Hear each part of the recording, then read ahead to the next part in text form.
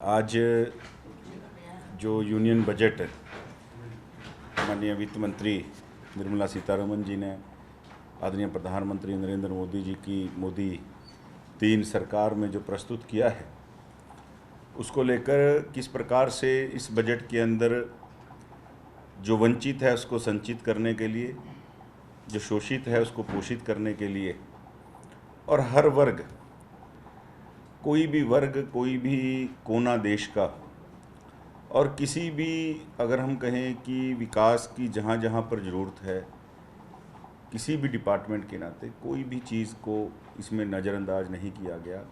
सबका ध्यान एक सर्वस्पर्शी और मैं कहूँगा कि सर्वजन के लिए ये एक बड़ा हितकारी बजट आया है। चाहे टैक्स की स्लैब की बात हो और चाहे ज्ञान, जो अंतरिम बजट के अंदर जो एक झलक इस बजट की एक दिखाई दे गई थी, ज्ञान यानी गरीब, युवा, अन्नदाता, नारी, इनको भी फोकस किया और भविष्य के अंदर किस प्रकार से देश को आगे बढ़ना है, उस रोड मैप के लिए भी, रिफॉर्म्स के लिए भी यहाँ पर जो है बजट का प्रावधान किया गया है। ना कि बड़ी लाडली बेटी है, और मैं तो कहता हूँ कि ऐसी बेटियाँ, एक उपलब्धि जो बेटियों की आती है तो वो एक बेटी की नहीं, वो पूरे भारत की बेटियों की उपलब्धि है।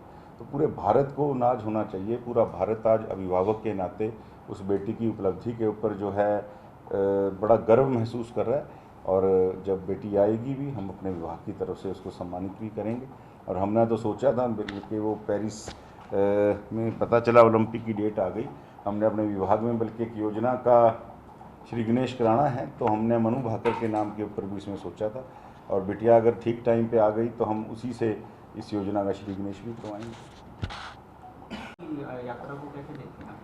देखिए, उन्होंने नारा दिया, जहाँ तक मेरी नॉलेज है कि 70 पार शायद नारा दिया है इस बार कांग्रेस ने। 70 पार ध्यान होगा आपके।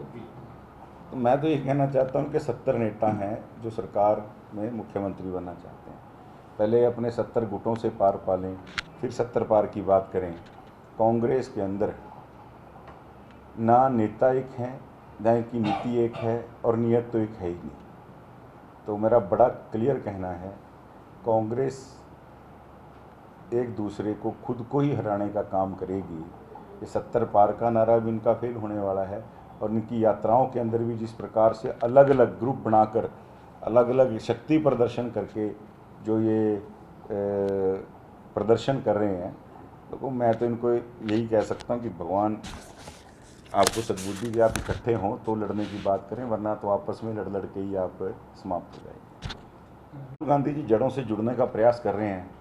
बड़े इंग्लिश माहौल के अंदर उनकी परवरिश हुई है। उनको तो अभी तक यही नहीं पता कि गुड़ का जो ये एक 5 किलो का, जिसको हम भेली बोल देते हैं, वो फ्रूट होता है, कौन से पेड़ पे लगता है, उनको ये नहीं पता कणक कहाँ लगती है, गन्ने से चीनी बनती है। तो अच्छी बात है, वो जितना जड़ों में उतरेंगे उतना भारत को समझेंगे, और भारत को सीखने का उनका एक मैं तो कहूँगा वो चल रहा है, ये टूरिज़्म सीखने का।